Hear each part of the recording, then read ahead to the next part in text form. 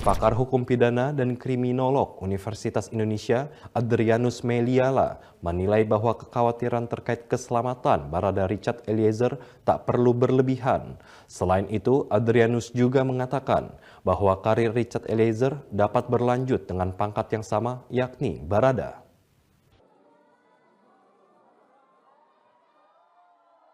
Pertanyaan seputar masa depan karir Barada Richard Eliezer di Kepolisian Republik Indonesia menjadi perbincangan publik setelah Richard Eliezer divonis hukuman penjara 1 tahun 6 bulan dalam kasus pembunuhan berencana terhadap Brigadir Nofriansah Yosua Huta Barat atau Brigadir J.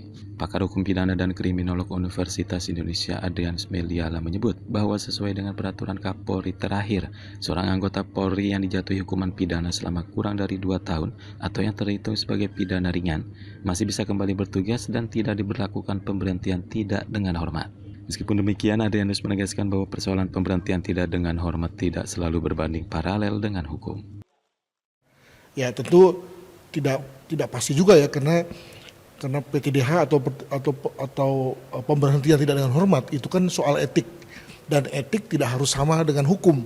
Jadi artinya bisa saja hukumnya dia kurang dari 2 tahun, tapi di PTDH karena dianggap sebagai etik berat bisa saja. Tapi secara normatif, kalau dalam hal ini yang bersangkutan tidak mengalami masalah etik, maka secara normatif yang bersangkutan bisa kemudian berdinas kembali. Adrianus Meliala menjelaskan Richard Eliezer dapat melanjutkan karir dari jabatan terakhirnya yang di Bayangkara II atau Barada bila kembali ke Polri.